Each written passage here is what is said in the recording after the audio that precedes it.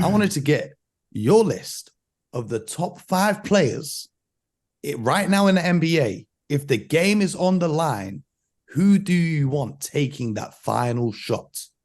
Mr. Perry, you go first. Few things that I'm looking for when I put my top 5 together. The guy obviously has got to be able to score from all 3 levels. He's got to be able to navigate the floor off the bounce. And in the event he gets fouled, he's got to go to the line and sink free throws.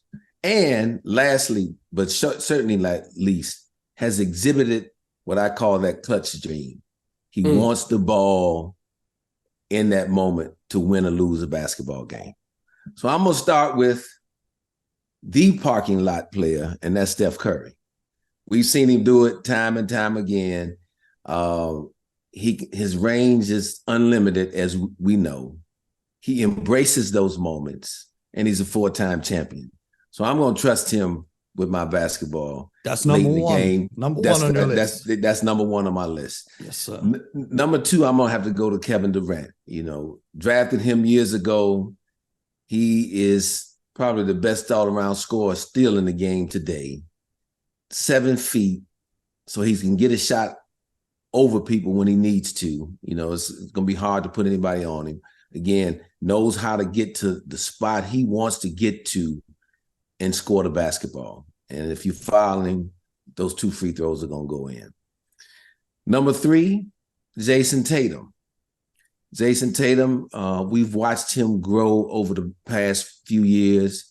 His Celtics teams have been, challenging for the Eastern Conference over the last 4 or 5 years, made the finals 2 years ago. And a lot of that was due to his late game heroics. And again, another guy who can score on all 3 levels, 3-point, mid-range, getting all the way to the basket. The up-and-comer, number 4, Anthony Edwards. I think we watched him really grow into that role this summer over in the World Games. But you're seeing him do it night in and night out for the Timberwolves now. He wants that basketball. He believes in himself. I think he's got ice water running through his veins as well, and super athletic.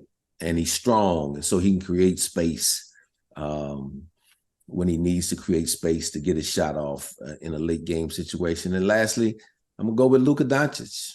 Again, another guy who embraces that moment. He's been carrying the Dallas Mavericks since he's been there in these type of situations.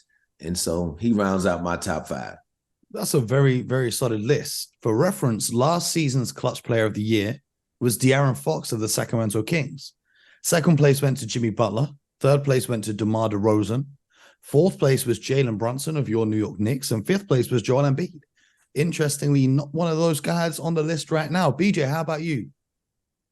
Game on the line. Who you got? Well, I mean, listen. I think I got a little pushback on this list, just a little bit. Okay. But I think the list is exceptional. And when I say pushback, not that I think I just rearranged the list. It's very difficult to score when all of the other 9 players know where that ball is going. So I think that's very, very difficult.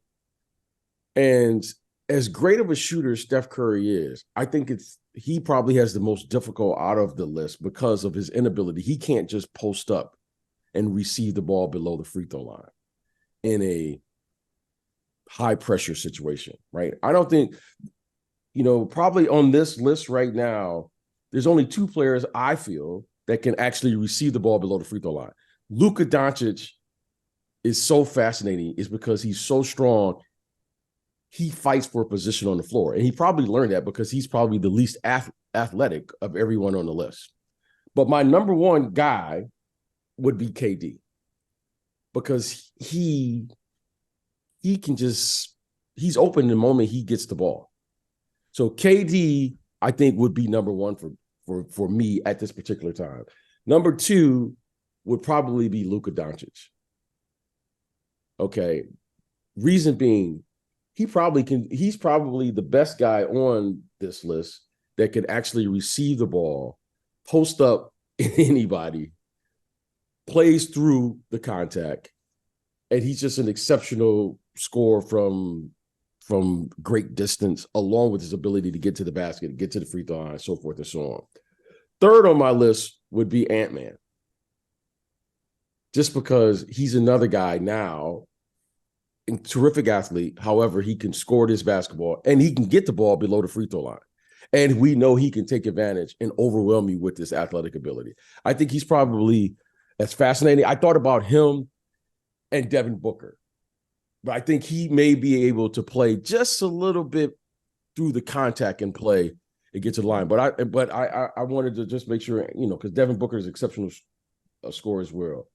Fourth on my list would be Curry, just because he demands a double team, even though he can't just put him in isolation. He probably he's not as good of an isolation player as the other guys. However, his ability to play off the ball in that system will cause havoc on the defense because of his ability to move without the ball.